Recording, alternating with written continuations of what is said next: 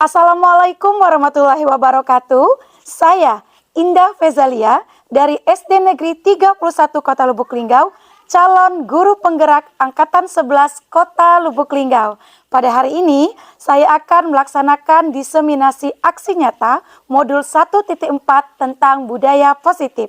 Diseminasi ini saya laksanakan dengan berkolaborasi bersama 2 orang rekan calon guru penggerak dari SD Negeri 31 Kota Lubuk Linggau. Demikian perkenalan dari saya. Terima kasih. Wassalamualaikum warahmatullahi wabarakatuh.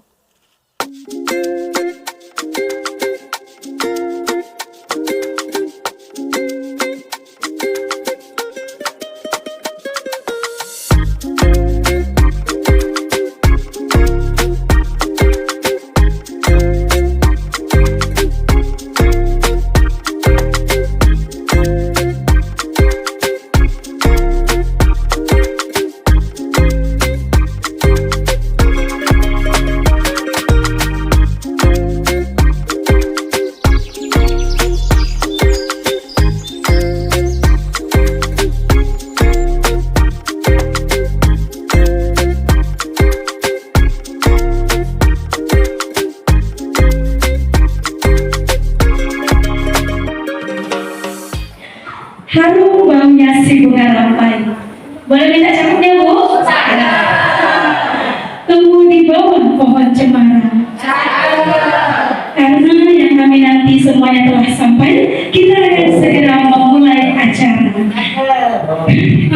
Assalamualaikum warahmatullahi wabarakatuh.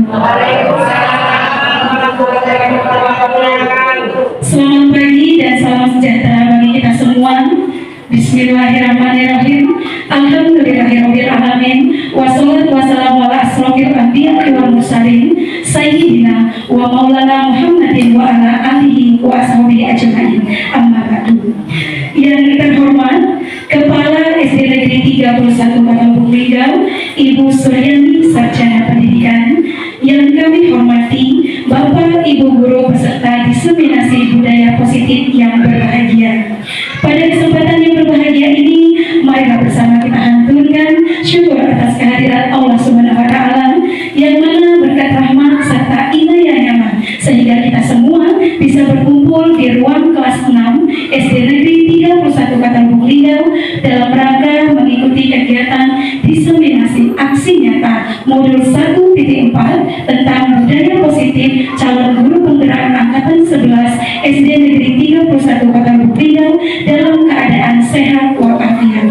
Salawat teriring salam tidak lupa semoga selalu tercurah limpahkan kepada junjungan kita Nabi besar Muhammad Sallallahu Alaihi Wasallam beserta keluarga, sahabat dan pengikutnya yang insya Allah akan memberikan kita syafaat di yaumul akhir. Amin amin ya rabbal alamin. Bapak Ibu yang berbahagia, marilah kita buka kegiatan hari ini dengan bersama melafazkan lafaz basmalah. Hadirin yang berbahagia, agar acara kita pada pagi hari ini diberikan kemudahan dan kelancaran oleh Allah Subhanahu wa taala, marilah kita bersama awali dengan pembacaan doa. Dalam hal ini akan dikhulifai oleh yang terhormat Bapak Wagiman Suryanto Sarjana Pendidikan. Disilahkan.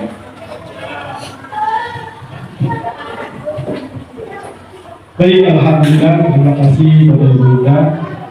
Sebelum kita mulai kegiatan praktik baik yang akan disampaikan oleh Ibu Ida Fezalia, Ibu Delana Malice, dan Ibu Dina Feza, ada baiknya kita mengawali kegiatan kita dengan berdoa bersama. Dan adapun untuk mengawali, mari kita mengangkat kedua tangan kita, berharap dan bermunajat kepada Allah SWT. A'udzubillahi minasyaitonir rajim. Bismillahirrahmanirrahim. Alhamdulillahirabbil alamin. Hamdan syakirin, hamdan naimin, hamdan yafi ni'amah wa likafi mazidah. Ya Rabbana alhamdu kama yanbaghi li jalali wajhika al-karim wa azimi sultanik. Allahumma shalli ala Muhammad wa ala ali Muhammad. Ya Allah, ya Rabb, kami berkumpul di ruang ini dalam rangka mencari keberkahan pada Engkau ya Allah. Semoga apa yang kami usahakan dan niatkan pada pagi hari ini mendapatkan keberkahan dan kebermanfaatan bagi kami semua, ya Allah.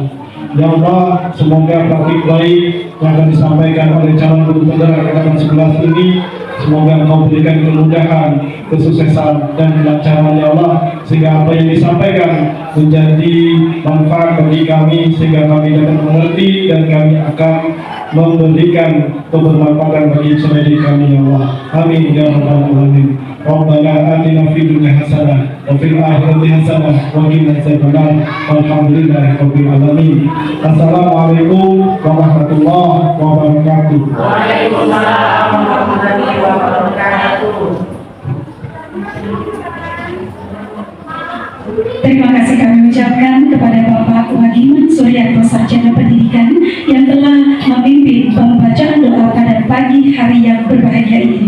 Baiklah hadirin yang berbahagia, selanjutnya kita akan mendengarkan sambutan dari Kepala SD Negeri 31 Kota Lubuk Linggau. Kepada yang terhormat Ibu Suryani, Sarjana Pendidikan, disilakan. Assalamualaikum warahmatullahi wabarakatuh. Yang terhormat Ibu Bapak Guru yang telah hadir di SD kami, SD Negeri 31 Lubuk Linggau. Saya selaku Kepala Sekolah SD Negeri 31 Lubuk Linggau akan membuka kegiatan diseminasi aksi nyata budaya positif oleh guru CGP di SD Negeri 31 Lubuk Linggau. Untuk itu saya harapkan kepada guru-guru ikuti apa yang dilaksanakan oleh guru CGP ini. Saya harap semoga bisa sukses dalam pelaksanaan CGP ini di hari ini. Untuk itu pembukaan CGP aksi nyata positif ini saya buka dengan membaca basmalah. Bismillahirrahmanirrahim. CGP saya buka dengan pagi ini.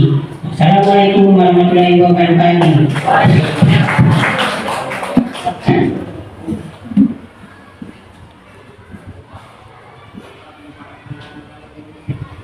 Terima kasih kami ucapkan kepada Ibu Suryani selaku Kepala SD Negeri 31 Kota Lubuk Linggau yang telah membuka kegiatan diseminasi aksi nyata Modul 1.4 tentang budaya positif pada pagi hari yang berbahagia ini. Baiklah Bapak Ibu semuanya, semangat Bu? Kira-kira nanti kita akan berada di ruangan ini kurang lebih 5 jam, mau? Oke ya. Nanti kita ikuti setiap prosesnya karena nanti di sini kami ini CGP kita kan ada 3 ya Bapak Ibu ya. Nanti kita akan berbagi menyampaikan 6 buah materi inti dari budaya positif. Yang mana materi yang pertama itu tentang budaya positif dan teori motivasi akan disampaikan oleh Ibu Ria Afriza Iskandar, dan untuk materi yang berikutnya yaitu tentang keyakinan kelas dan teori kontrol akan disampaikan oleh Ibu Yolanda Marija, dan untuk materi terakhir yaitu tentang 5 kebutuhan manusia dan segitiga restitusi akan disampaikan oleh saya sendiri. Jadi untuk efisiensi waktu langsung saja kami persilakan kepada pemateri pertama tentang budaya positif dan teori motivasi yang akan disampaikan oleh Ibu Ria Afriza Iskandar. Kami persilakan.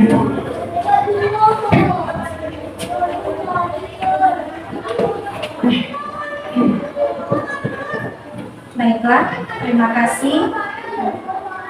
Baiklah, terima kasih Bu.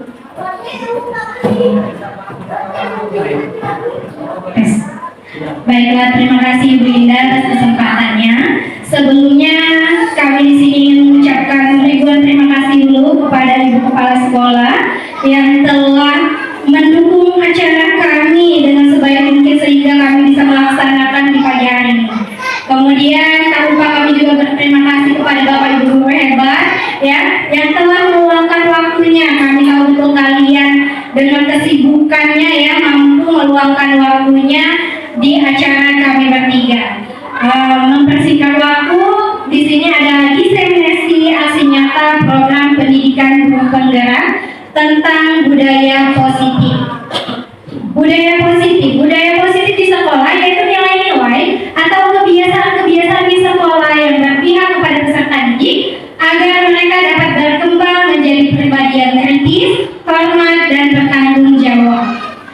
Kemudian ada perubahan paradigma. Nah, di sekolah ini sehingga murid itu akan merasakan menyenangkan, lingkungan yang positif, aman, dan nyaman.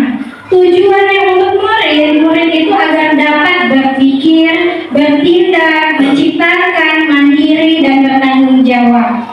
Sehingga menghasilkan kedisiplinan, teori kontrol guru dalam menghadapi murid. Nah, baiklah kita praktek sebentar ya Bapak Ibu Guru. Di sini adalah coba buka. Ya, kalian bayangkan sejenak ya. Seandainya kalian mengepalkan satu buah jari kalian, satu buah tangan kalian, coba kalian kepalkan tangan kalian. Kalian anggap kalian itu menyimpan sesuatu yang sangat berharga di dalam kepala kalian ya Bapak Ibu. Kemudian sesuatu ini perlu kalian jaga sekuat tenaga agar karena begitu pentingnya untuk kehidupan kalian. Kemudian kalian bayangkan ada teman kalian yang ingin mencoba membuka kepala tangan kalian dengan banyak caranya. Mereka membujuk, menghardik, mengintimidasi, memarahi, menggoda, menggelitik, bahkan menawari sejumlah uang. Nah, kira-kira ya Bapak Ibu, ada teman kalian yang ingin membuka kepala tangan kalian. Apa yang kira-kira kalian lakukan? Apa kalian membukanya atau tetap menutupnya Bapak Ibu? Ada yang mau berpendapat? Oh boleh, Ibu Emma.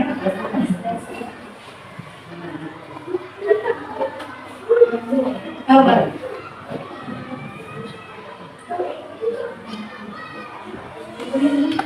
Kira-kira Ibu Emma tetap membuka mempertahankan yang Ibu Emma genggam atau membukanya?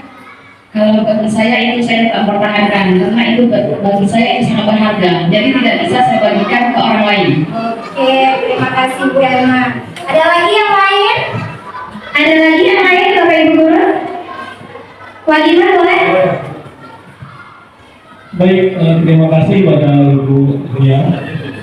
Di mana sesuai dengan pertanyaan tadi, apakah saya akan membuka kepala tangan saya, di mana di dalam kepala saya ini ada benda yang berharga. Pastinya kita akan mencoba bertahan semaksimal mungkin. Kenapa? Karena yang namanya benda berharga, jangan sampai benda berharga tersebut lepas dari genggaman kita. Jadi tinggal saya akan mempertahankan apa yang saya genggam. Terima kasih. Baik, terima kasih. Lanjut Wija. Jawabannya sangat tepat ya. Ternyata yang memegang kontrol itu adalah diri kita sendiri ya, atas kepala tangan kita. Apakah kita akan membuka atau menutup kepala tangan kita itu tergantung pada diri kita sendiri, sesuai dengan kebutuhan dasar kita saat itu. Kemudian ada perubahan paradigma teori kontrol. Di sini menurut Dr. William Glasser dalam teori kontrol yang kemudian nanti berkembang dinamakan coach theory, meluruskan beberapa miskonsepsi tentang makna kontrol. Nah, miskonsepsi yang pertama, ilusi guru mengontrol murid. Artinya ini adalah sebuah ilusi bahwa guru itu tidak dapat mengontrol murid karena yang memegang kontrol itu tadi siapa Bapak Ibu Guru? Diri kita sendiri. Jadi guru tidak dapat mengontrol murid. Kemudian ilusi bahwa semua penguatan positif, efektif, dan bermanfaat itu adalah sebuah ilusi juga, karena penguatan positif itu seperti bujukan. Ya, kalau sebuah bujukan maka suatu lambat laun, suatu ketika murid itu akan sadar bahwa ini mereka akan mengikuti atau tidak. Bahkan lebih buruknya mereka ini akan ketergantungan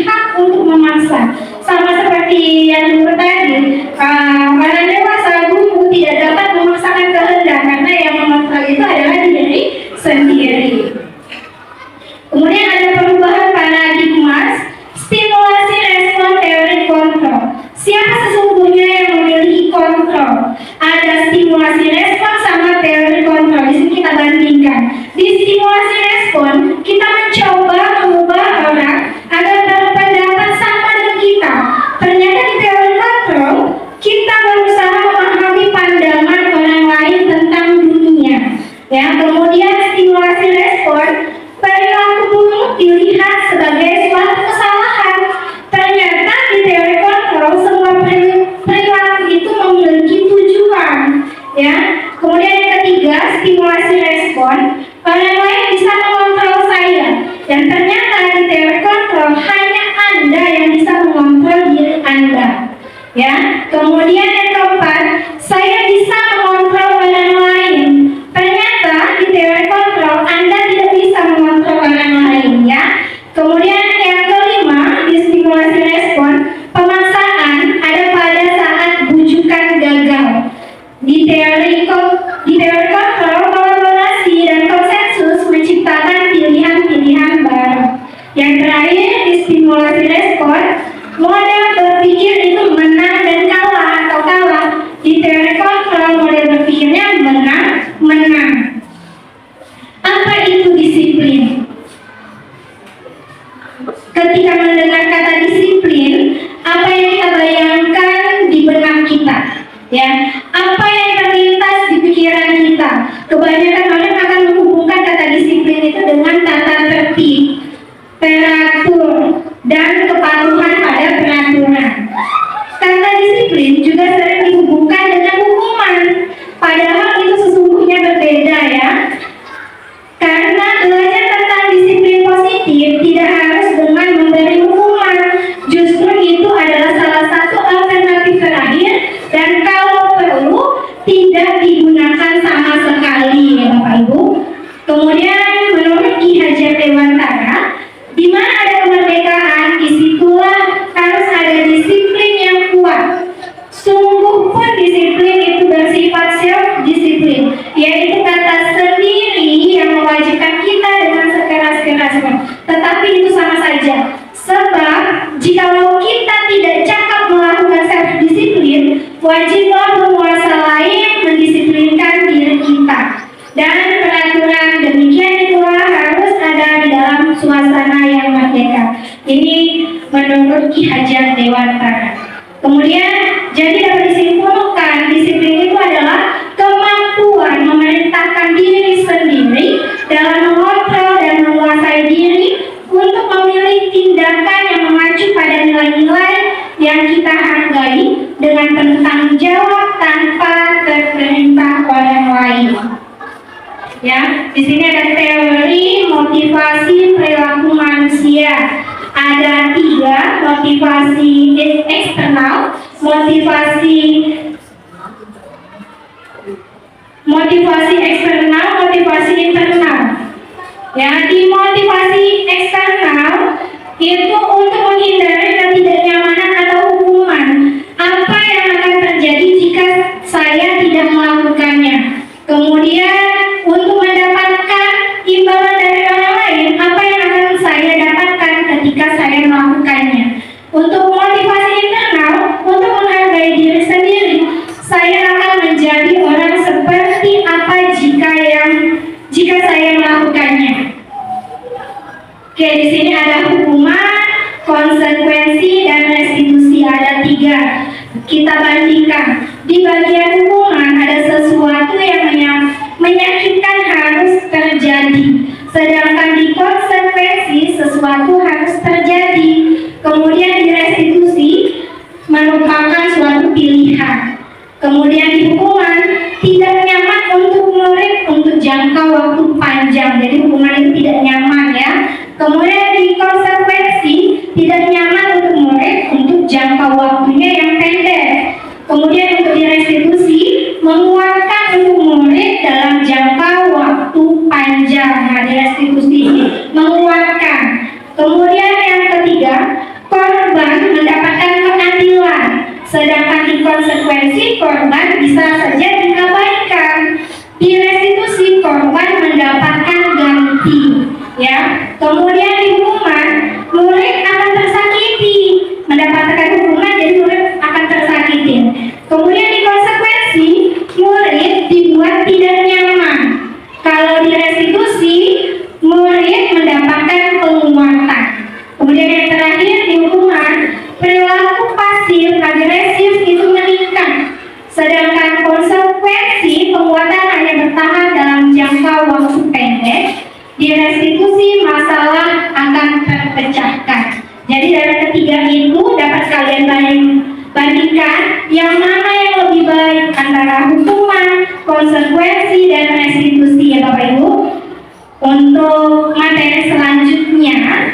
akan disampaikan kepada Ibu Yolana Marice. Kepada Ibu Yolana kami persilakan. Oke, baiklah Bapak Ibu boleh berikan tepuk tangan dulu untuk Ibu ya. Luar biasa ya. Beliau sudah menyampaikan materi inti dari budaya positif untuk bagian disiplin positif dan teori motivasi, di mana yang menjadi catatan kita tadi perbandingan antara hukuman, konsekuensi, dan restitusi. Di mana yang paling baik tadi apa Bapak Ibu? Restitusi. Oke, selanjutnya kita akan menerima materi dari Ibu Yolana Marice, yaitu tentang keyakinan kelas dan 5 posisi kontrol. Langsung saja kami persilakan kepada Ibu Yolana Marice. Baiklah, terima kasih Ibu Indah Fezalia. Assalamualaikum warahmatullahi wabarakatuh. Baiklah, saya Yolana Marice, CGP Angkatan 11 Kota Lubuk Linggau. Hari ini akan menyampaikan diseminasi budaya positif tentang topik keyakinan kelas dan 5 posisi kontrol ya. Oke, yang pertama itu kita tentang keyakinan kelas. Mungkin semuanya tidak asing ya tentang keyakinan kelas. Sudah pernah buat ya di Merdeka Belajar ya, ibu-ibu ya. Oke, jadi keyakinan kelas itu merupakan disiplin positif yang bisa diterapkan dalam membangun budaya positif di sekolah. Keyakinan ini akan membantu murid untuk mengembangkan disiplin diri, karena murid akan belajar mematuhi keyakinan kelas yang telah dibuatnya sendiri. Oke, nah di sini ada berapa langkahnya ya ibu? 5 langkah kita membuat keyakinan kelas ya. Jadi yang pertama itu langkah awal yang bisa dilakukan adalah meminta siswa untuk menulis keyakinannya. Ibu-ibu bisa menggunakan kertas post-it atau langsung maju ke depan anak-anak ya, untuk menulis keyakinan kelas apa sih yang akan kita setujui di kelas kita masing-masing ya. Contohnya saya ngajar di kelas 4, itu anak-anak saya suruh maju ke depan untuk menulis kira-kira keyakinan apa yang akan kita setujui bersama ya. Terus yang kedua itu membahas keyakinan yang telah ditulis. Nah, tidak mungkin kan dari berapa puluh siswa itu kita tulis semua. Kita akan membahasnya dulu. Kira-kira yang mana yang mirip-mirip itu kita satukan. Terus kita memilahnya. Yang ketiga kita memilah keyakinan kelas itu ya. Terus yang keempat, mengubah keyakinan agar menjadi kalimat positif. Kadang anak-anak kan suka kan menulisnya kalimatnya belum positif kan. Contoh, jangan ribut di kelas. Seharusnya tidak berbicara ketika sedang belajar. Jadi kalimatnya kita ubah, yang kalimat yang agak negatif kita ubah menjadi kalimat yang positif. Dan terakhir kita menyepakati keyakinan kelas itu bersama-sama ya. Nah, ini contoh keyakinan kelas. Sudah ada belum di kelas ibu masing-masing? Oke, sudah ada ya. Ini contoh keyakinan kelasnya ya. Nah, ini datang tepat waktu, hormati guru dan teman ya. Oke, ini contohnya selanjutnya Bu ya. Nah, sekarang saya ada pertanyaan buat ibu-ibu. Apakah keyakinan kelas sama dengan peraturan kelas? Ayo, siapa yang bisa jawab? Sama tidak? Tidak, ya Pak Anwar, kenapa? Karena keyakinan kelas itu dibuat antara guru dan siswa, sedangkan peraturan kelas oleh sekolah. Oke, ya. Ada yang lain? Ibu Rahma, ya. Oke, Ibu Rahma silakan. Ya, terima kasih. Menurut saya keyakinan kelas ya itu dibuat bersama-sama murid. Ya, sedangkan peraturan kelas itu gurunya yang membuat. Oke. Ada lagi atau jawaban yang berbeda? Oke. Iya, tidak sama jawabannya.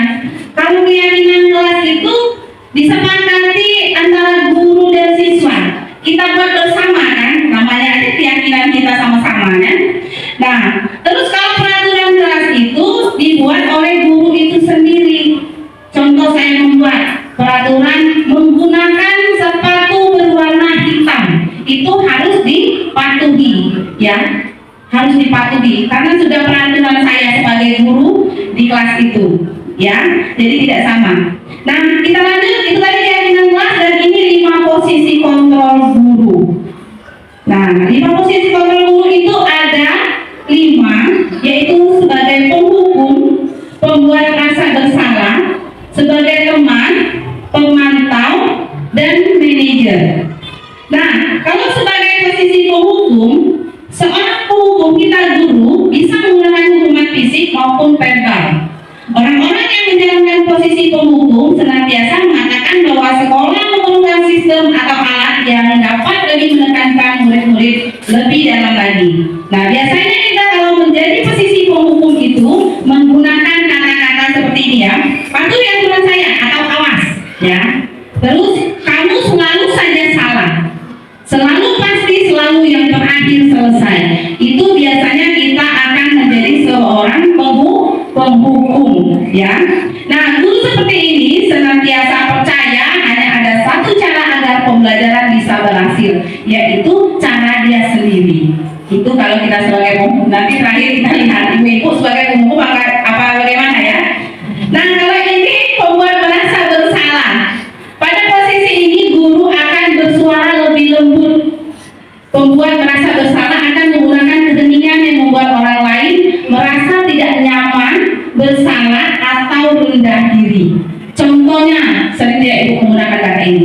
Ibu sangat kecewa sekali dengan kamu. Berapa kali bapak harus memberitahu kamu, ya? Gimana coba kalau orang tua kamu tahu kamu berbuat begitu? Nah, di posisi ini murid penilaian dirinya akan merasa buruk sekali, ya. Dia merasa bersalah, dia merasa tidak berharga dan telah mengecewakan orang-orang yang disayanginya. Ayo, siapa di sini yang posisi seperti ini? Terus teman, ya, guru pada posisi ini tidak akan menyakiti murid, namun akan tetap berupaya mengontrol murid melalui persuasinya. Posisi teman pada guru bisa negatif ataupun positif. Nah, kalau positif di sini berupa hubungan baik yang terjalin antara guru dan murid. Posisi teman menggunakan hubungan baik dan humor. Nah, biasanya begini kata-katanya. Ayo bantulah demi bapak, ya. Nah, terus ayo ingat tidak bantuan bapak selama ini. Ya sudah, kali ini tidak apa-apa, nanti ibu bantu bereskan. Itu kalau dia bersifat positif. Dia juga bisa bersifat negatif. Bila suatu saat guru tersebut tidak membantu, maka murid akan kecewa dan berkata, saya pikir bapak ibu teman saya. Nah, pernah tidak kalian begitu? Nah, ayo sebagai pemantau, ya. Di sini pada saat kita mengawasi, kita bertanggung jawab atas perilaku orang-orang yang kita awasi. Kita sebagai pemantau saja. Posisi pemantau berdasarkan pada peraturan dan konsekuensinya. Dengan menggunakan sanksi atau konsekuensi yang dikatakan oleh Ibu Ria tadi. Ini berkelanjutan, ya. Terus dengan menggunakan sanksi konsekuensi itu, kita dapat memisahkan hubungan pribadi kita dengan murid. Sebagai seorang yang menjalankan posisi pemantau, pertanyaan yang diajukan seorang pemantau itu biasanya, peraturan apa? Apa yang telah kamu lakukan? Sanksi atau konsekuensinya? Biasanya kita kan sudah membuat kesepakatan kelas, ya. Nah, di kesepakatan kelas itu, biasanya guru akan bertanya, kamu ingat tidak nak dengan keyakinan kelas kita, ya? Nah, itu akan ada sanksi dan konsekuensinya.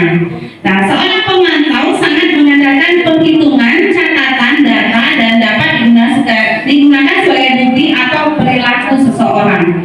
Posisi ini akan menggunakan stiker, slip, catatan, daftar, atau cek. Biasanya guru-guru bisa yang menggunakan ini, ya. Stiker. Siapa yang ini stikernya emotnya senyum. Terus stikernya lagi emotnya sedih. Ya, itu sebagai pemantau. Lanjut sekarang kalau kita sebagai guru posisinya sebagai manajer.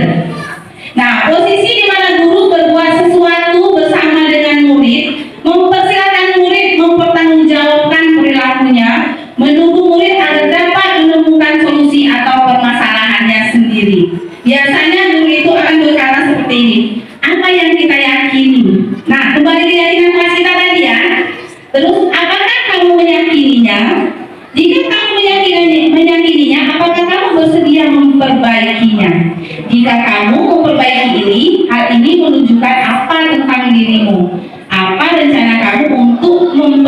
mengenai hal ini. Nah, jadi kita sebagai guru tadi dari 5 posisi kontrol tadi, kita harus istilahnya tuh ke manajer ya, lebih bagus ya. Ya, itu. Nah, itu tadi penjelasan saya tentang keyakinan kelas dan 5 posisi kontrol. Saya yakin pasti ibu bapak sudah melaksanakannya semua. Ya, oke, pertama benar tidak? Ya, oke. Mungkin itu saja materi saya, akan dilanjutkan oleh pemateri lainnya yaitu Ibu Ida Fazalia. Silakan Ibu Ida.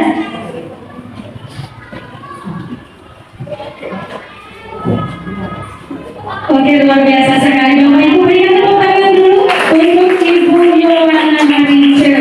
Wah, luar biasa sekali ya. Penyampaiannya sangat runtut sekali ya, dimana tadi membahas 5 teori kontrol. Dari 5 teori kontrol yang disampaikan oleh Ibu Yolanda tadi, yang pertama adalah penghukum, yang kedua adalah pembuat merasa bersalah, yang ketiga adalah teman, yang keempat adalah pemantau, yang kelima adalah manajer. Yang paling baik apa tadi Bapak Ibu? Manajer. Nah, pas banget materi saya akan membahas tentang posisi kontrol guru yang paling baik, yaitu menjadi manajer. Ya, nah lanjut, hari ini saya akan membahas materi yang pastinya Bapak Ibu semua materi yang disampaikan dari nomor 1 sampai nomor terakhir tentang budaya positif itu saling berhubungan, saling berkaitan, ya, karena setiap tahapan itu melibatkan tahapan-tahapan yang lain. Nah, sebelum kita masuk ke materi, boleh nggak kita peregangan dulu? Nah, kalau boleh, saya mohon kepada Bapak Ibu untuk berdiri sejenak. Nah, kita akan melakukan tepuk semangat versi Hendra Brudi. Sudah pernah mendengar Bapak Ibu? Oke, yang versi Hendra Brudi yang sering mempraktekkan itu Pak Akbar sebenarnya. Oke, boleh saya contohkan dulu ya? Atau Ibu Ema mau membantu mencontohkan? Oh belum, oke. Sudah tahu Ibu Bapak? Ya, sama saya di sini, sama-sama. Iya. Tepuknya sederhana sekali, Bapak Ibu ya. Oke, Ibu Ema boleh pegang mic sebentar. Nah, sama-sama kita boleh. Tepuk semangat. Dang dang dang. Ding ding ding. Dung dung dung. Dang dang dang. Ding ding ding. Dung dung dung.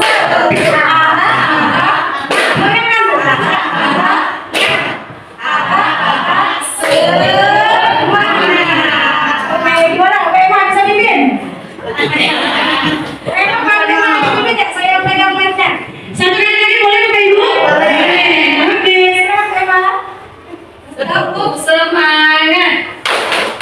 Dan rendang. Ding ding ding. Dung dung dung. Dan rendang. Ding ding ding. Dung dung dung.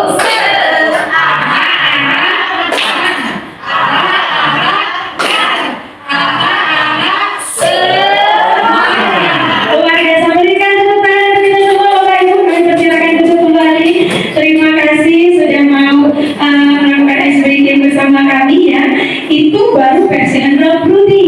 Jangan sampai kita ikut dance matematika versi Jeremy Pauline ya. Apalagi yang bagian integralnya seperti ini. Nah, itu nanti saja kita praktekkan Bapak Ibu ya. Nah, hari ini saya akan melanjutkan materi kita tentang kebutuhan dasar manusia. Siap Bapak Ibu? Siap. Oke, lanjut Ibu Ija.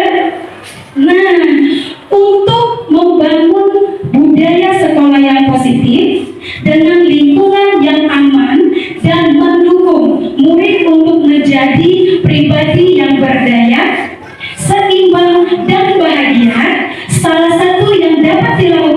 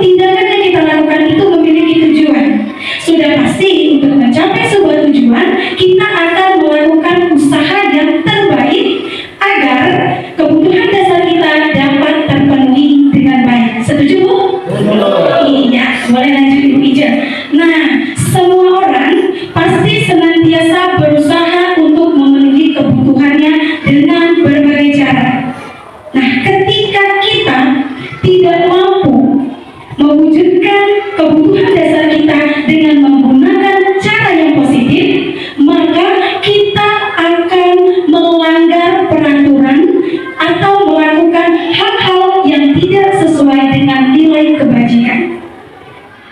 Nah, begitu juga berlaku dengan murid kita, Bapak Ibu ya. Murid kita itu kan adalah individu yang sama dengan kita, ya, sama-sama memiliki kebutuhan. Nah, ketika seorang murid melakukan suatu perbuatan yang bertentangan dengan nilai kebajikan dan juga melanggar sebuah peraturan, hal itu Bapak Ibu sebenarnya adalah usaha anak yang gagal untuk memenuhi kebutuhannya dengan cara yang positif. Nah, ketika dia tidak mampu memenuhi kebutuhannya dengan cara yang positif, maka dia melakukan tindakan yang melanggar peraturan dan tidak sesuai dengan nilai-nilai kebajikan. Dengan kata lain, Bapak Ibu ya, perilaku-perilaku buruk yang sering kita temui pada anak kita itu sebenarnya perwujudan dari kebutuhan dasarnya yang tidak terpenuhi. Nah, ketika kebutuhan dasar anak sudah terpenuhi, minimal memadai, maka anak akan menjadi pribadi yang seimbang, yang ceria dan bahagia. Nah, Bapak Ibu, ini adalah kebutuhan dasar manusia. Ya, Ibu Ica kenapa tidak ada gambarnya ya?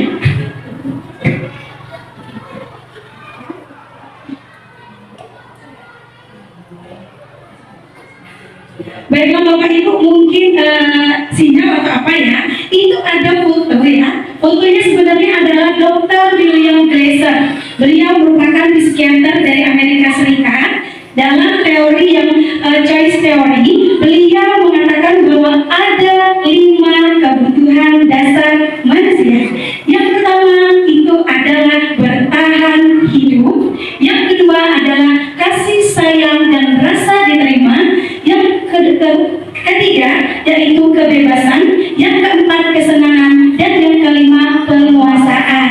Mari Bapak Ibu, kita akan bahas satu persatu dari 5 kebutuhan dasar manusia. Nah, yang pertama adalah bertahan hidup. Bapak Ibu, dari 5 kebutuhan dasar tadi, hanya kebutuhan dasar yang pertama yaitu bertahan hidup yang berhubungan dengan fisiologis, fisik atau badan kita. Untuk kebutuhan yang kedua, ketiga, keempat, dan kelima nanti bukan berhubungan dengan fisiologis lagi, tapi lebih ke psikologis. Nah, yang pertama, kebutuhan dasarnya adalah bertahan hidup atau disebut dengan survival. Nah, contohnya sudah pasti ya Bapak Ibu ya, kebutuhan akan kesehatan, rumah sebagai tempat tinggal, pakaian, dan makanan. Juga termasuk kebutuhan biologis Bapak Ibu ya. Kebutuhan biologis sebagai bagian dari proses reproduksi. Kemudian kebutuhan merasa aman. Nah, Bapak Ibu, agar murid-murid kita bisa belajar dengan aman dan nyaman, sudah pasti harus terpenuhi terlebih dahulu kebutuhan akan papan, sandang, dan pangannya. Nah, bayangkan bagaimana Bapak Ibu anak kita akan belajar dengan tenang kalau dia berangkat ke sekolah dalam keadaan perut lapar. Kira-kira konsentrasi ya Bapak Ibu? Tidak, ya. Kemudian bagaimana kalau ketika anak kita pergi sekolah seperti yang musibah kemarin Bapak Ibu, ketika rumahnya kebanjiran yang diterjang apakah anak bisa fokus belajar Bapak Ibu? Tidak. Makanya kebutuhan dasar ini harus berusaha untuk dipenuhi.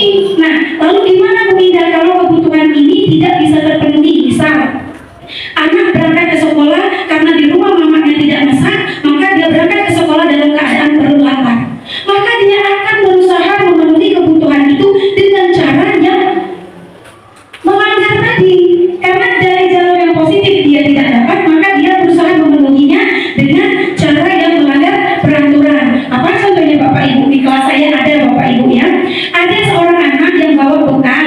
Mungkin orang tuanya memang persiapan ya, dibuat bekal yang bagus, dihias-hias, dikasih mata, dikasih hidung. Nah, ada temannya ini tadi, si B,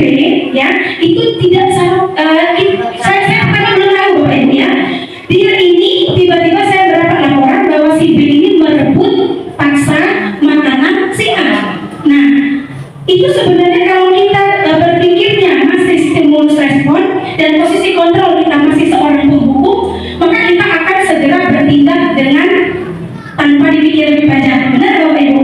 Tapi ketika kita sudah berpikirnya berubah dari stimulus respon menjadi berpikir proaktif, mencari tahu terlebih dahulu, maka kita tidak akan langsung memarahi si B. Benar Bapak Ibu?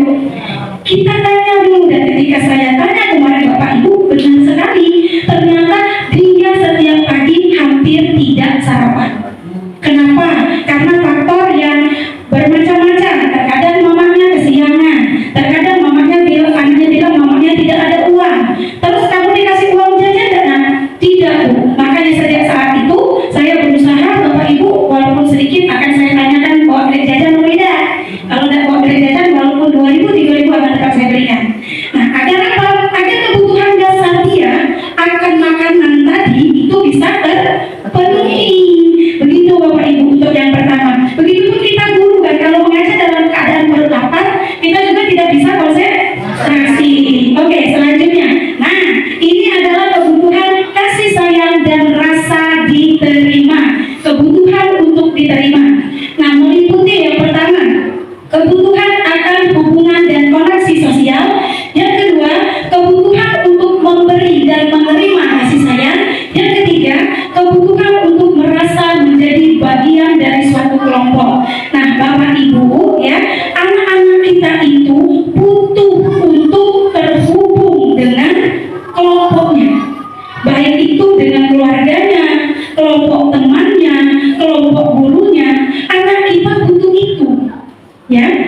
Kenapa? Karena anak-anak itu kalau sudah tidak mendapatkan perhatian, sudah tidak kita pedulikan, maka perasaan dalam hatinya itu bagaimana? Merasa tidak dihargai, tidak dianggap. Maka sebenarnya anak itu pintar, tetapi karena dia merasa minder, dijauhi, kemudian dia merasa tidak diajak dalam kelompok, padahal mungkin dia bisa pintar, tetapi potensi itu tertutupi, tidak bisa berkembang karena dia merasa tidak diterima. Nah, Bapak Ibu ya, kita sebagai seorang guru harus bisa menerima siswa kita bagaimanapun kondisinya. Karena siswa kita adalah makhluk yang unik ya, yang memiliki kodrat alam dan kodrat zamannya masing-masing, yang memiliki kekuatan, kelemahan, karakter, wataknya masing-masing. Nah, memang sudah tugas kita sebagai seorang guru ya, untuk mengembangkan semua kodrat yang ada pada anak, agar anak-anak kita mampu mencapai kebahagiaan yang setinggi-tingginya, baik sebagai individu maupun sebagai anggota masyarakat. Nah, bayangkan Bapak Ibu, ketika ada satu anak, misalnya kita belajar kelompok. Nah, belajar kelompok itu ada satu anak itu tidak terlibat aktif dalam pembelajaran. Jangan buru-buru kita marahi anak itu, Bapak Ibu ya. Kita tanyakan dulu, kita diskusikan dulu apa penyebabnya. Ya, apakah karena dia tidak paham materi atau karena faktor lain. Nah, ketika kita tanya dan dia menjawab bahwa aku nih tidak diajak Bu, mereka diskusi dewe, saya tidak minta pendapat Bu. Nah, masalah yang seperti itu tidak boleh kita diamkan, karena akan membuat suasana kelas, suasana belajar menjadi tidak kondusif. Harus kita selesaikan.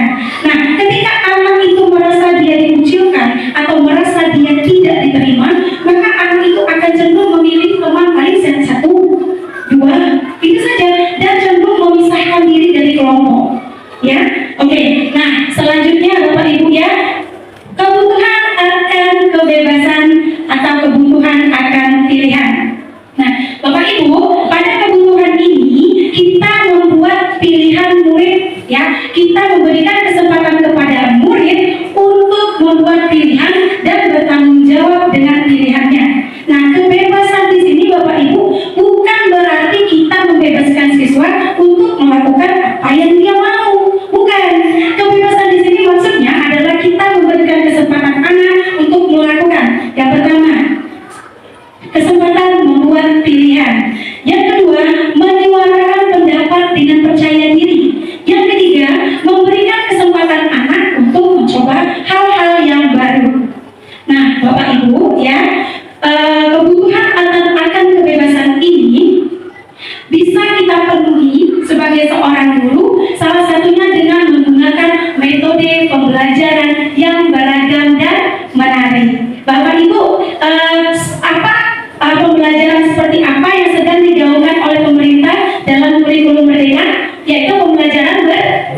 Diferensiasi. Nah, pembelajaran berdiferensiasi ini adalah salah satu wujud usaha guru untuk memenuhi kebutuhan anak akan kebebasan atau akan pilihan. Di mana seperti yang Bapak Ibu mungkin sudah paham, pembelajaran berdiferensiasi ini kita sebagai seorang guru memberikan mengelola pembelajaran itu yang sesuai dengan kebutuhan murid. Misal ketika kita memberikan murid sebuah tugas, ya, nah kita berikan kebebasan untuk anak itu membuat tugasnya seperti apa. Misal kita belajar tentang materi IPA siklus air. Nah, siklus air, siklus hujan ya Bu ya, siklus terjadinya hujan Bapak Ibu ya. Nah, bagi gaya belajar anak kita ada berapa Bapak Ibu yang kita ketahui? Ada 3. Yang pertama visual, yang kedua auditory, yang ketiga kinestetik. Ya, benar sekali. Nah, kita bebaskan anak kita membuat produk tugas itu ya sesuai dengan kemampuannya. Misal anak visual itu kan lebih mudah, lebih paham dengan gambar. Nah, jadi kita biarkan anak menjelaskan tentang siklus air melalui gambar. Nah, kemudian untuk anak yang auditory itu lebih mudah mendengar, memahami dengan menggunakan suara. Nah, jadi ketika dia, Bu, boleh nggak saya menjawabnya dengan lisan atau dengan rekaman suara? Boleh, yang penting tujuannya sama, tercapai. Nah, untuk anak yang kinestetik, nah kinestetik ini kan cenderung membutuhkan aktivitas yang bergerak, ya Bapak Ibu ya. Nah, kita bisa berikan kesempatan anak untuk melakukan eksperimen sederhana tentang siklus air. Nah, kira-kira seperti itu Bapak Ibu ya. Karena teori pilihan ini, karena kebebasan akan pilihan ini itu lebih ke otonomi dan dan anak diberikan kesempatan untuk mengendalikan arah hidupnya sendiri. Boleh lanjut, Richard? Nah, selanjutnya kebutuhan akan penguasaan, kebutuhan pengakuan atas kemampuan. Bapak Ibu, kebutuhan ini berhubungan dengan kekuatan untuk mencapai sesuatu, menjadi kompeten dan menjadi terampil, diakui atas prestasi dan keterampilan, didengarkan dan memiliki rasa harga diri. Lalu kebutuhan ini meliputi keinginan untuk satu, dianggap berharga, bisa membuat perbedaan, bisa membuat pencapaian, kompeten, diakui, dihormati, dan keinginan untuk meninggalkan pengaruh. Bapak Ibu, pernah nggak menemui murid di kelas Bapak Ibu yang ingin mendominasi? Pernah nggak? Oh, pernah ya, yang ingin selalu tampil, yang ingin selalu menjawab. Pernah Pak Akbar? Pernah. Yang ingin dipuji kalau sudah berhasil melakukan sesuatu. Ternyata itu bukan kesalahan Bapak Ibu. Itu bukan sesuatu yang salah. Itu adalah cara anak tersebut untuk memenuhi kebutuhannya, yaitu akan penguasaan. Anak itu ingin didengarkan, ingin diakui, ingin dianggap berharga, gitu ya. Jadi ketika kita bertemu dengan anak yang seperti itu, jangan langsung kita matikan semangatnya, seperti itu ya. Kita arahkan saja untuk bisa bergantian dengan murid yang lain. Oke, lanjut aja. Nah, ini kebutuhan yang terakhir, akan kesenangan.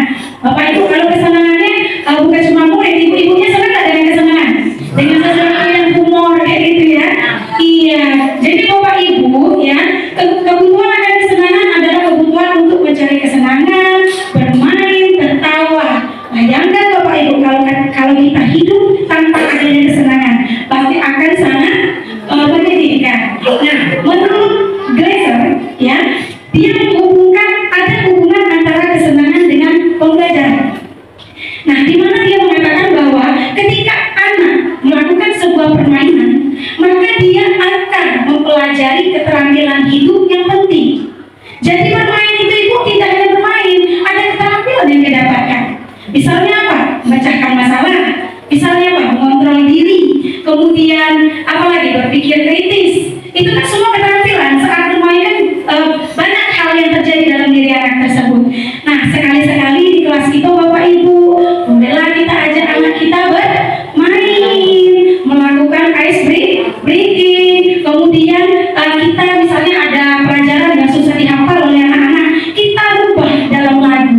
Nah, jadi anak-anak itu lebih mudah menghafalnya dan juga dia mendapatkan kesenangan, ya.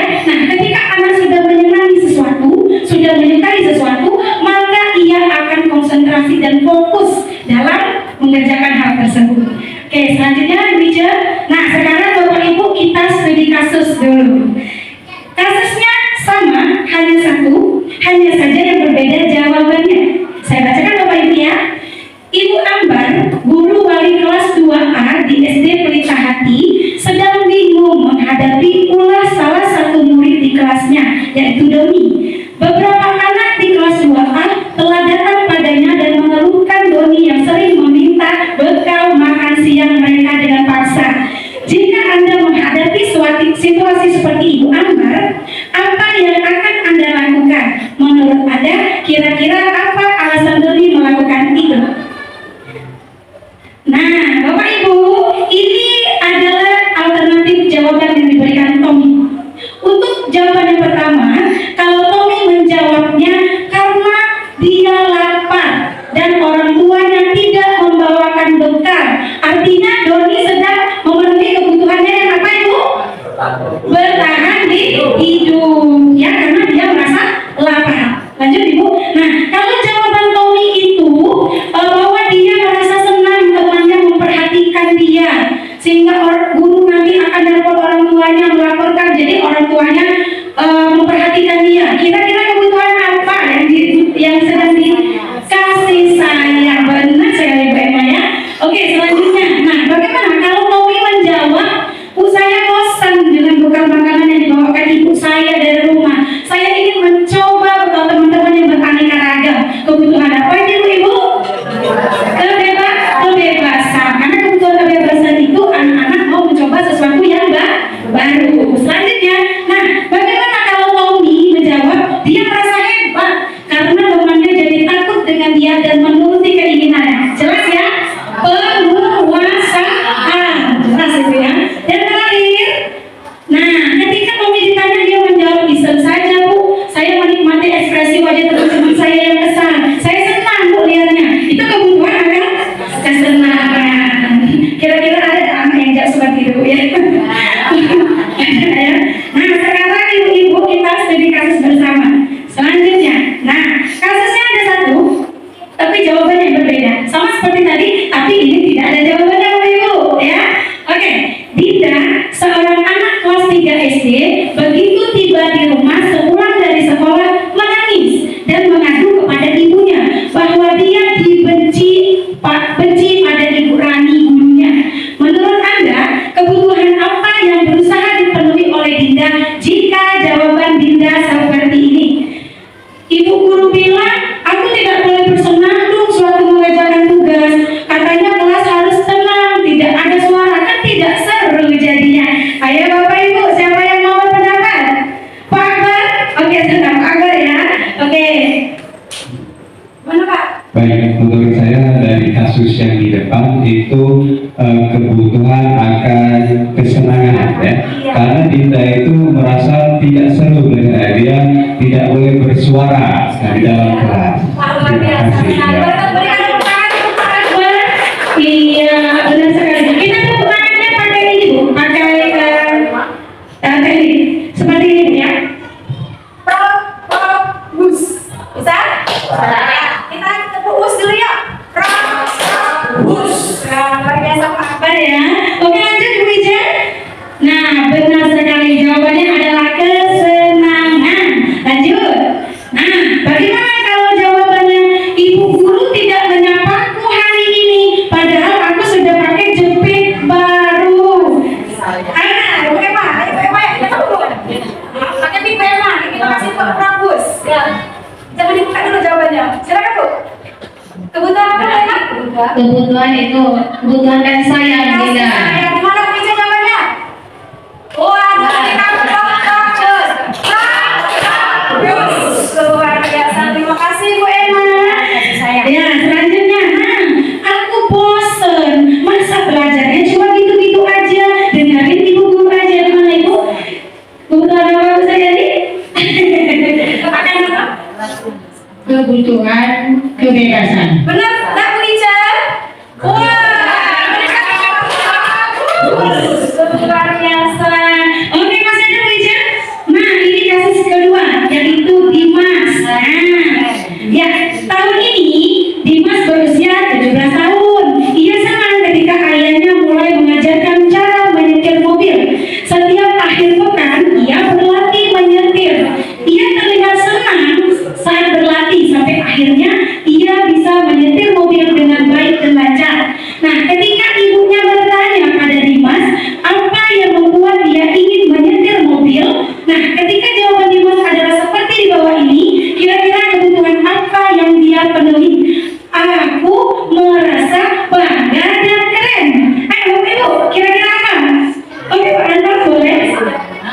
permukaan. Buka meja. Wah. Terima kasih Pak Anton. Nah, lanjut. Bagaimana kalau jawaban dari Dimas biar bisa jalan-jalan naik mobil sama teman-temanku? Ayo, ibu-ibu.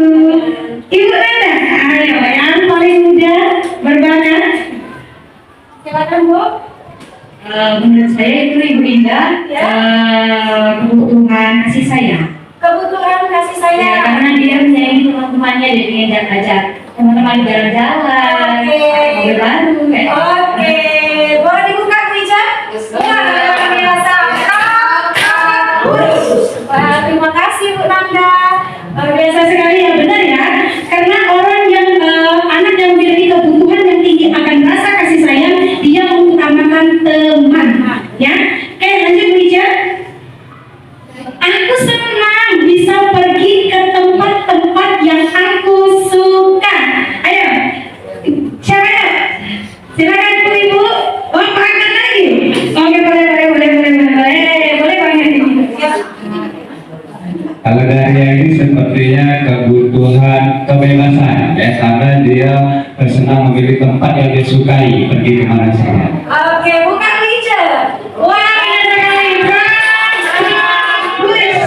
Wah, luar biasa sekali Pak Akbar ya. Poinnya tertinggi Pak Akbar. Oke, nah ini terakhir. Menyetir mobil itu seru. Ayo Bapak Ibu. Ayo. Terakhir ini, apa Ibu mau bantu jawab? Ibu Suryani, kebutuhannya akan mau menyetir mobil itu seru? Adalah kebutuhan kesenangan. Nah, bukan dulu. Iya. Iya, luar biasa. Alhamdulillah, ternyata Bapak Ibu semuanya sudah jago dalam memahami kebutuhan dasar manusia. Nah, lanjut ke materi terakhir. Bapak Ibu udah lama 3 jam ya. Tadi kan 2 jam, sekarang 3 jam, 5 jam ya kita duduk di sini. Lanjut, sekarang segitiga restitusi. Nah, Bapak Ibu, segitiga restitusi itu adalah proses menciptakan kondisi bagi murid untuk memperbaiki kesalahan mereka. Juga agar mereka bisa kembali kepada kelompok mereka dengan karakter yang lebih kuat. Restitusi juga mengajarkan murid untuk memecahkan masalah mereka dan membantu murid berpikir tentang orang seperti apa yang mereka inginkan dan bagaimana mereka harus memperlakukan orang lain. Nah, Bapak Ibu, sebenarnya restitusi ini Bapak Ibu adalah dialog ya, percakapan, diskusi yang dilakukan guru dengan anak yang memiliki permasalahan agar guru bisa membimbing anak menjadi anak yang bertanggung jawab dan mandiri dalam menyelesaikan solusi dari permasalahan tersebut. Nah, selanjutnya kembali dulu Bu Ija. Nah, sudah terlalu jauh Bu. Nah ya, nah segitiga restitusi itu bisa membantu murid untuk lebih memiliki tujuan disiplin positif serta memulihkan dirinya setelah berbuat salah. Artinya nanti setelah mengikuti restitusi, anak akan lebih menghargai nilai-nilai kebajikan. Selanjutnya, nah membantu murid untuk jujur terhadap diri sendiri dan mengevaluasi dampak apa dari kesalahan yang telah dilakukan dan memberikan penawaran, bukan paksaan Bapak Ibu ya. Karena yang paksaan tadi hukuman, konsekuensi atau restitusi. Kalau paksaan hukuman, benar. Yang bersifat memaksa itu adalah hukuman. Kalau restitusi tidak, restitusi adalah tawaran. Nah, selanjutnya, nah Bapak Ibu, tahap restitusi itu ada 3. Yang namanya juga segitiga restitusi, pasti sisinya ada 3 yang saling berhubungan. Yang pertama adalah menstabilkan identitas, yang kedua adalah validasi tindakan yang salah, kemudian yang ketiga menanyakan keyakinan. Nah, kita bahas satu persatu dari 3 restitusi. Cuman Bapak Ibu, saya yakin semua Bapak Ibu guru hebat di sini pasti sudah pernah melakukan restitusi tanpa disadari. Benar Bapak Ibu? Ya, sudah pasti ketika ada murid, kita sudah pasti berusaha, murid melakukan kesalahan, itu sudah pasti berusaha turun tangan untuk menyelesaikan.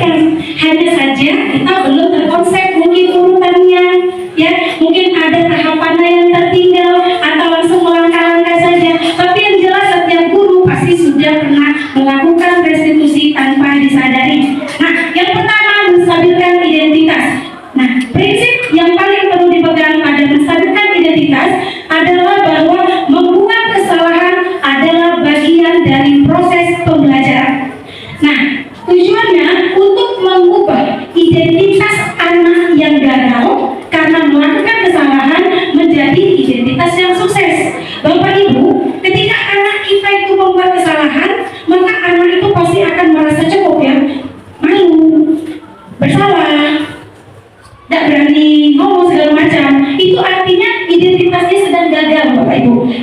Diibaratkan sebagai identitas yang gagal. Nah, ketika anak sedang dalam identitas yang gagal, kita jangan mencerca, kita jangan mengkritik, kita jangan menyudutkan, karena itu akan membuat anak menjadi gagal dan tidak jadi reflektif.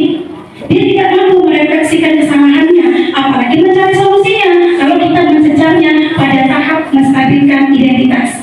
Nah, di sini tugas kita adalah untuk membuat anak ya bahwa kesalahan yang dia lakukan itu adalah bagian dari sebuah pembelajaran. Ya, nah ada pun kata-kata yang dapat kita ucapkan kepada anak pada tahap menstabilkan identitas adalah seperti berikut. Nah, berbuat salah itu tidak apa-apa, nah, tidak ada manusia yang sempurna. Bapak Ibu juga pernah melakukan kesalahan seperti itu. Kita bisa kok menyelesaikan masalah ini.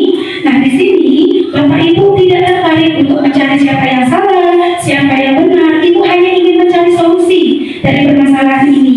Kamu berhak kok merasa begitu. Nah, kalau kamu terus menyalahkan diri kamu terus-menerus, apakah kamu bersikap baik pada dirimu?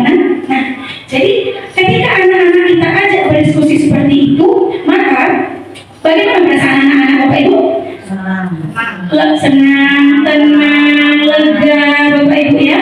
Sehingga anak itu akan dengan sendirinya cerita, curhat dengan kita apa yang menyebabkan dia bisa melakukan kesalahan tersebut.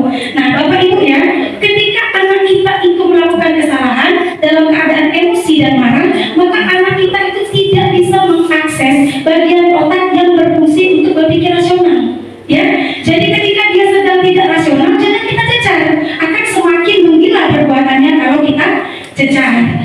Oke, selanjutnya validasi tindakan yang salah. Nah, prinsipnya bahwa setiap perilaku berusaha memenuhi suatu kebutuhan tertentu. Artinya Bapak Ibu yang kita pegang pada penstabilan validasi tindakan yang salah, bahwa setiap perilaku yang dilakukan oleh anak adalah sebagai usaha untuk memenuhi suatu kebutuhan. Kebutuhan apa? 1 dari 5 kebutuhan dasar yang tadi.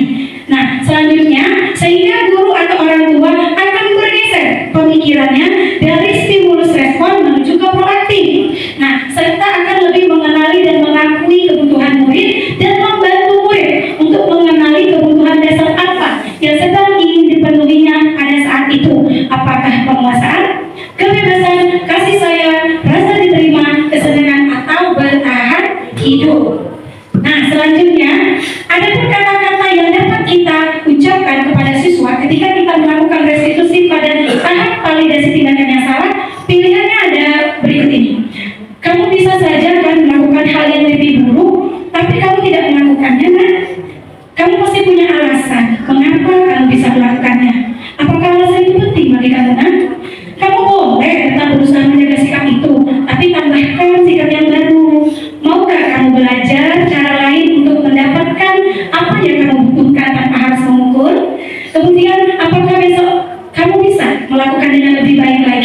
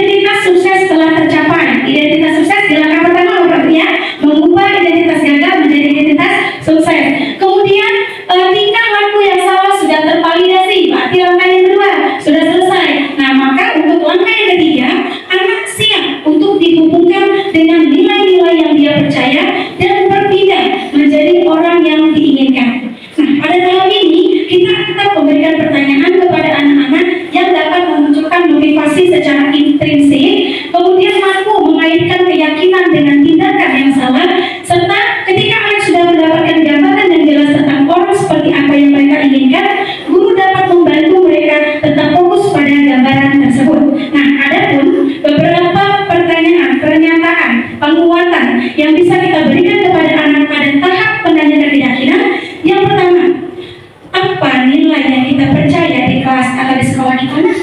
Apa keyakinan kelas kita nak? Nah, kita tanya seperti itu karena kita mau mengaitkan antara kesalahan yang dia lakukan dengan keyakinan yang telah ia langgar. Nah, yang kedua, nilai-nilai apa yang telah kita sepakati? Nah, sekarang ibu tanya, apakah tindakan yang kamu lakukan tadi sudah sesuai dengan keyakinan kita? Nah, kemudian menurut kamu kalau tidak sesuai, keyakinan kelas yang mana yang belum kamu tunjukkan? Kemudian kira-kira kalau kamu mau menyelesaikan masalah ini, kamu nantinya akan jadi anak yang seperti apa? Nah, kemudian kalau kamu berhasil menjadi anak yang seperti itu, apa yang akan kamu rasakan? Nah, ketika kamu melakukan itu, kamu akan menjadi orang yang seperti apa? Nah, kira-kira apa yang akan kamu lakukan untuk memperbaiki masalah ini? Nah, ingat Bapak Ibu ya, pada tahap menanyakan keyakinan kelas, ketika kita sudah mengetahui keyakinan kelas, ketika anak sudah menyadari, ya, fungsi kita bukan kita yang menunjukkan kesalahan anak. Restitusi itu adalah anak sadar dengan sendirinya kesalahannya, bukan kita yang kamu tuh melanggar yang ini, bukan. Restitusi itu kita membimbing anak dari tahap ke tahap agar dia menyadari bahwa yang dia lakukan itu salah, sudah melanggar keyakinan kelas yang nomor berapa, itu mereka sendiri yang menemukan dan menjawab. Nah, kemudian untuk solusi, kita tidak boleh memberikan solusinya anak, bukan kita yang memberikan solusinya, tapi pancing anak ini. Anak dulu yang memberikan solusi apa yang akan mereka lakukan untuk menyelesaikan permasalahan yang mereka buat tadi. Nah, guru membimbingnya saja, menambahnya kalau solusinya belum tepat seperti itu ya. Ya, oke. Nah, sekarang kita studi kasus bersama. Boleh dibantu dulu ya. Nah, Bapak Ibu Indah sudah menyiapkan satu buah kasus ya. Kasusnya itu masih buta ya. Kenapa saya bilang buta? Kita belum tahu tahapan ke tahapannya. Nah, kasusnya itu adalah tentang Anis yang sudah terlambat lebih kurang 4 kali ya. Nah, karena itulah Anis dipanggil oleh ibu gurunya. Boleh Bapak Ibu baca dulu terlebih dahulu.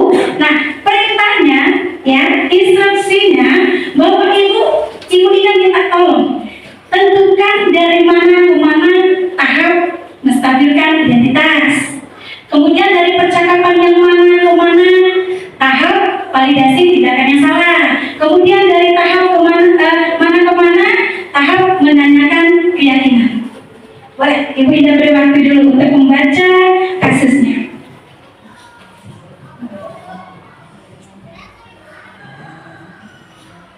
Boleh dicoret-coret Bapak Ibu, kasusnya tidak apa-apa, kasih tanda panjang, oh dari sini sampai sini, atau dari atas sampai bawah semuanya menstabilkan identitas Bapak Ibu.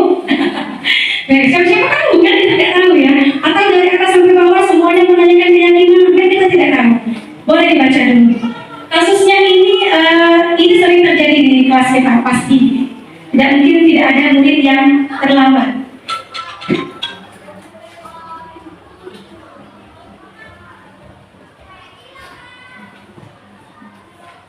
Oke, gimana Bapak Ibu? Sudah ketemu titik terangnya, benang merahnya sudah ketemu ya? Sekilas saja, nanti jawabnya boleh sambil baca itu kok Bapak Ibu. Tidak saya suruh hafalkan Bapak Ibu, tenang saja. Ibu Indah pengen tahu aja menurut pendapat Bapak Ibu yang mana validasi tindakan, yang mana menstabilkan identitas, yang mana keyakinan kelas. Nanti boleh menjawab sambil membaca kasus tersebut. Oke, gimana Bapak Ibu sudah siap? Saudara Ibu Mareta dan Ibu Depa, ya? Ibu Depa dulu? Boleh.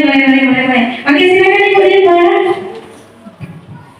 Terima kasih Ibu Indah atas kesempatannya.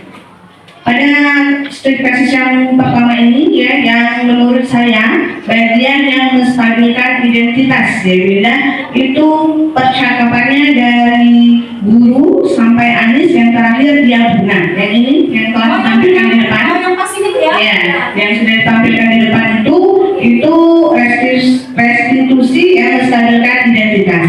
Mengapa? Karena ada pernyataan dari gurunya yang menstabilkan identitas anak agar suasana hati anak menjadi lebih baik, yaitu pada bagian percakapan yang bahwa berbuat kesalahan adalah adalah manusiawi dan setiap orang pasti pernah melakukan kesalahan, sehingga siswa di sini merasa tidak pernah disudutkan. Iya, Terima kasih. luar biasa. Kita Tepuk tangan Bapak Gusnya sudah bosan. Sekarang kita tepuk salut Bapak Ibu ya. tepuk salut. Jempol kanan, jempol kiri, dua jempol. Oke Pak, salut. Oke. Bukan dari salut Bapak Ibu ya. Oke, nah selanjutnya benar sekali yang Ibu Dewa katakan bahwa yang bagian menstabilkan identitas itu terletaknya ini terutama pada penguatan yang dilakukan oleh guru bahwa melakukan kesalahan itu adalah hal yang manusiawi. Oke, ke tahap selanjutnya, tahap validasi tindakan yang salah. Ya, siapa? Pak Wadiman? Oke, silakan Pak Wadiman.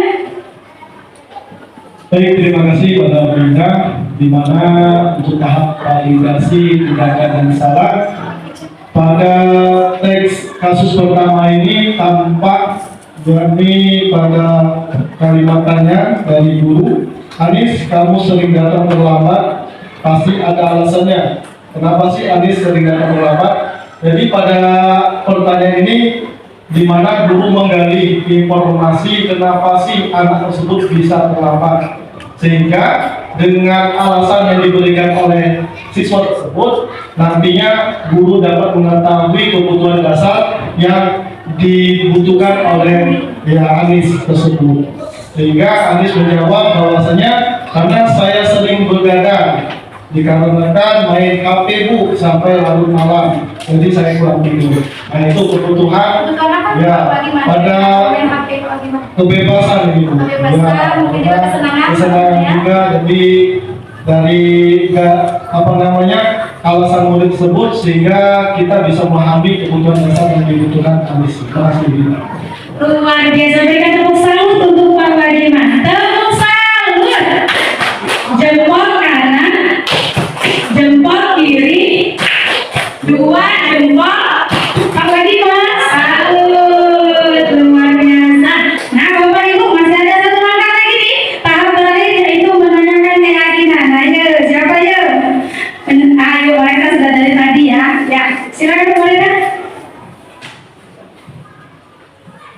Baiklah, terima kasih kepada Ibu Indah. Oke.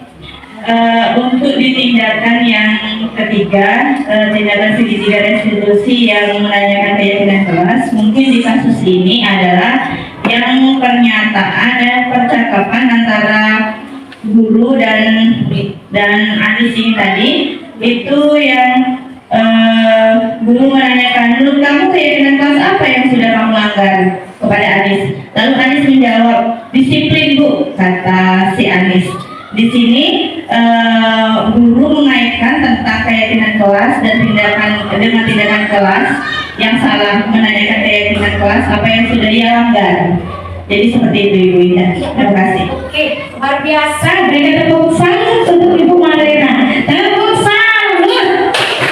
Jempol kanan, jempol kiri, dua jempol Ibu Malena. Salut. Luar biasa, tepat semua jawabannya. Memang Bapak Ibu guru hebat ini ya. Oke Bu Ica, nah sekarang Bapak Ibu, di sini ada praktik segitiga restitusi yang sederhana yang sudah saya lakukan di kelas saya beberapa waktu yang lalu. Mohon maaf kalau nanti masih terdapat banyak kekurangan, tidak ada unsur apapun ya. Ini hanya contoh langsung praktik segitiga restitusi. Nah ini skenario-nya anak-anak, silakan. Nah skenario-nya sedang ada ujian bahasa Inggris, ada anak yang mencontek kepean Bapak Ibu, nulis kecil di kertas, taruh di kantong, terus ketahuan oleh guru, akhirnya dipanggil guru ke kantor. Itu skenario-nya. Selamat menyaksikan Bapak Ibu. Oke anak-anak, silakan kalian buat nama, buat kelas, mata pelajaran ujian kita hari ini, mata pelajaran bahasa.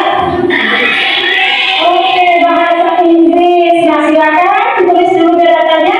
Kalau sudah,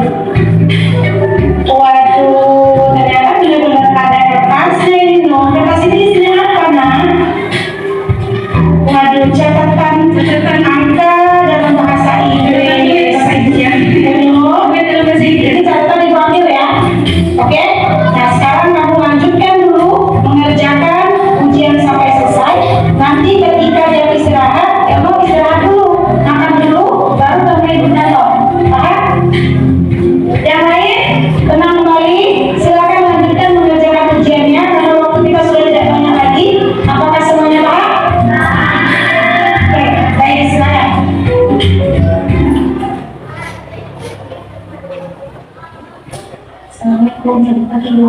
Waalaikumsalam. Pagi Elno, silakan masuk. Sudah duduk Elno? Oke Elno, tadi sebelum kesini sudah sempat jajan belum, Mak? Sudah, Bu. Saya sudah jajan sebelum datang sini. Oke, baiklah kalau Elno sudah jajan, karena nanti takutnya ketika kita ngobrol, jam istirahat habis, Elno nggak sempat jajan lagi. Oke, Elno. Tentu Elno sudah tahu kan kenapa Ibu Indah memanggil Elno ke sini? Kenapa coba? Lalu saya sudah tahu karena saya saat di kelas waktu ujian saya sangat menonton. Iya, benar sekali. Ibu memanggil Elno karena tadi ketika Ibu mengawas, Elno ketahuan mencontek. Nah, dan juga tadi kata teman-teman Elno bahwa Elno juga sudah melakukan tindakan seperti ini sewaktu ujian di hari kedua. Apakah itu benar? Bapak Ibu, ketika kita melakukan restitusi, suara kita juga nadanya diperhatikan. Kita tidak boleh meninggi. Pada soal matematika saya juga menonton. Baiklah Elno, terima kasih Elno sudah mengakuinya. Nah, menurut Elno, ketika mencontek saat mengikuti ujian, apakah itu termasuk sebuah kesalahan atau bukan? Ya, Bu, itu adalah sebuah kesalahan. Iya, benar Elno. Mencontek saat ujian itu adalah sebuah kesalahan, ya. Memang manusiawi kalau kita melakukan kesalahan, tetapi jangan dilakukan berulang-ulang, ya. Karena memang tidak ada manusia yang tidak melakukan kesalahan. Nah, Ibu harap nanti ketika masalah ini selesai, Elno bisa mengambil pelajaran ya dari kejadian hari ini dan berusaha untuk memperbaikinya. Setuju? Ya, Bu, saya setuju. Nah, baik Elno, di sini Ibu Indah bukan memanggil Elno untuk menghakimi Elno atau untuk menyudutkan Elno. Di sini Ibu memanggil Elno karena Ibu ingin bersama-sama dengan Elno menyelesaikan dan mencari solusi dari permasalahan ini. Apakah Elno bersedia? Ya, Bu, saya bersedia. Elno, Ibu tahu, Elno pasti punya alasan kenapa Elno sampai bisa mencontek seperti ini. Boleh ceritakan pada Ibu apa alasannya? Saya begini, Bu, alasan kenapa saya menonton. Alasan kenapa saya menonton karena saya takut tidak bisa menjawab materi yang saya belum pahami. Memang saya sudah belajar di rumah dan saya juga berusaha meminta bimbingan kepada ayah ibu saya. Tetapi mereka sibuk dengan pekerjaan mereka masing-masing. Dan saya pun akhirnya dimarahi mereka dan mereka menyuruh saya untuk belajar sendiri. Saya pun mencari cara agar bisa mengatasi hal ini. Terpikirlah oleh saya untuk membuat catatan dan saya lipat menjadi kecil dan saya masukkan ke kantong baju saya untuk saya buka ketika ada materi ada yang masuk ke dalam catatan saya dan ternyata memang cukup banyak yang masuk. Oh, jadi seperti itu alasannya Elno kenapa Elno bisa mencontek. Baiklah Elno, Ibu tahu ya, mungkin saja Elno bisa melakukan hal yang lebih buruk dari ini. Seperti Elno menconteknya pada semua pelajaran. Tapi Elno tidak melakukan itu kan?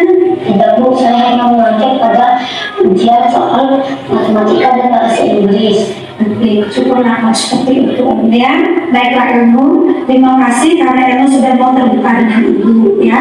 Ibu tahu yang Elno lakukan ini adalah cara Elno untuk mengatasi ketakutan Elno tidak bisa menjawab soal khusus pada pelajaran yang belum Elno pahami. Namun Elno, apakah Elno menyadari bahwa apa yang Elno lakukan ini adalah sebuah kecurangan walaupun tidak Elno lakukan pada semua pelajaran? Ya, Bu, saya menyadarinya sekali. Baik, menurut Elno, mengapa kita tidak boleh mencontek saat sedang mengikuti ujian? Karena mencontek sama saja seperti kita memahami diri sendiri dan membuat kita harus berpikir dan memberikan orang lain yang sudah belajar dengan giat. Nah, Elno, menurut Ibu ya, ada cara yang lebih baik. Nah, Bapak Ibu, tadi apa alasan Elno? Dia mencontek karena dia ada materi yang tidak paham. Terus dia minta ajar dengan orang tuanya, tapi orang tuanya tidak mau mengajari. Sibuk, kenapa? Ya,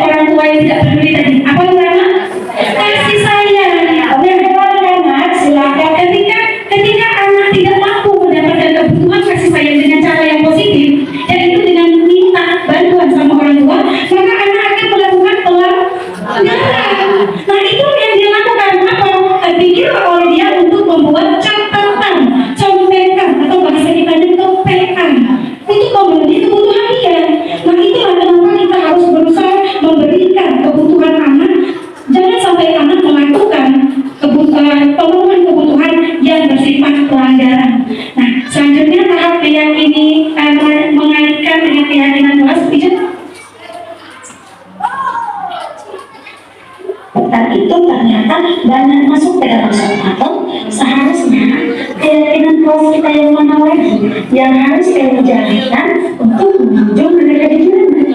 Harusnya saya bisa lebih menghargai orang lain kalau kita membuka contekan. Tidak benar sekali menghargai orang lain dengan cara tidak membuka contekan itu walaupun mereka yang masuk ke dalam soal ujian. Seperti itu ya Bu ya. Dari kapan kakak ujian sedia memperbaiki masalah ini? Ya Bu, saya bersedia. Kalau kamu memperbaiki masalah ini, itu sudah tepat sekali menurut Ibu. Di mana ilmu tadi mengatakan saya akan minta bantuan kakak akan dalam solusi karena sudah paham tentang materinya untuk saya. Wah, ilmu luar biasa sekali. Gagasan yang ilmu pilih untuk menyelesaikan masalah ini itu sudah tepat sekali menurut Ibu. Di mana ilmu tadi mengatakan bahwa ilmu akan lebih aktif dalam pembelajaran, kemudian ilmu akan lebih banyak bertanya dengan guru tentang materi yang belum ilmu pahami. Lalu ketika di rumah kedua orang tua tidak ada waktu untuk membimbing dan memperhatikan ilmu belajar, maka ilmu akan meminta anak ilmu untuk mengajarinya. Lalu ilmu juga akan meminta bantuan dengan teman ilmu yang sudah paham untuk mengajari ilmu. Seperti Oke. Nah, Bapak Ibu kira-kira seperti itulah. Ketika di tahap menanyakan keyakinan, setelah anak menyadari ya bahwa perbuatannya itu sudah melanggar keyakinan kelas yang mana. Yang pertama tadi apa Bapak Ibu? Kejujuran. Kemudian menghargai orang lain. Karena dengan mencontek artinya dia sedang melanggar, tidak menghargai teman-temannya yang lain. Kemudian guru meminta untuk anak memberikan solusinya sendiri, gitu ya. Karena kalau anak itu memberikan solusinya sendiri, artinya anak itu tidak tertekan. Karena dia sendiri yang menyepakati itu, bukan perintah langsung dari guru dengan sifat menekan. Ya, itu adalah solusi dari anak itu sendiri. Nah, Bapak Ibu, nah jadi ya sebagai seorang guru yang baik, kita harus memiliki kemampuan dalam mewujudkan budaya positif di sekolah. Budaya positif tersebut dapat dijalankan dengan menerapkan konsep-konsep inti. Yang pertama yaitu tentang disiplin positif, yang kedua motivasi perilaku, yang ketiga keyakinan kelas, yang keempat kebutuhan dasar manusia, yang kelima posisi kontrol, dan yang keenam segitiga restitusi. Bapak Ibu ya, baiklah. Sekarang mungkin dari tadi Ibu Ida ngecek terus. Sekarang mungkin ada teman-teman yang masih bingung, ada yang masih butuh dikeluarkan, ada yang masih kurang jelas. Bu Ida buka akses katanya. Ibu boleh kan? Oh, boleh.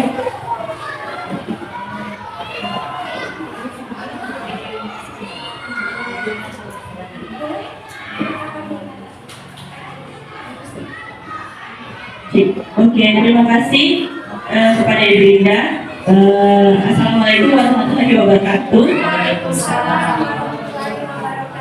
Sebelumnya perkenalkan dulu Ibu Indah, saya Mareta Subatina dari gugus 7. Terima kasih kesempatan untuk bertanyanya Ibu Indah. Di sini saya butuh penguatan Ibu Indah. Dari penjelasan yang Ibu jelaskan tadi, bahwasannya restitusi itu kan adalah komunikasi yang harus dibangun dengan baik antara guru dan siswa yang melakukan kesalahan atau kegagalan atau melakukan pelanggaran.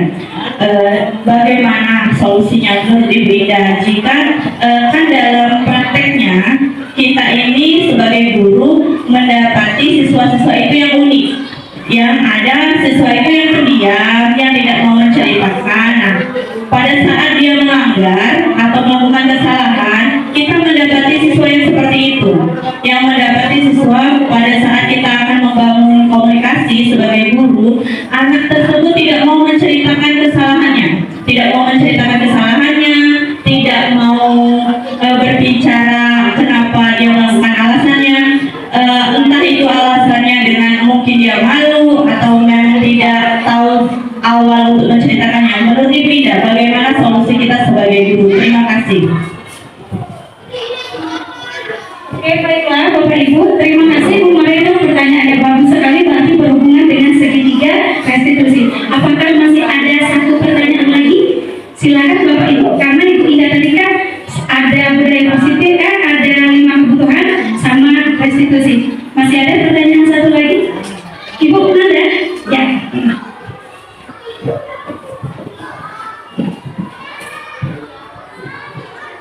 Assalamualaikum warahmatullahi wabarakatuh.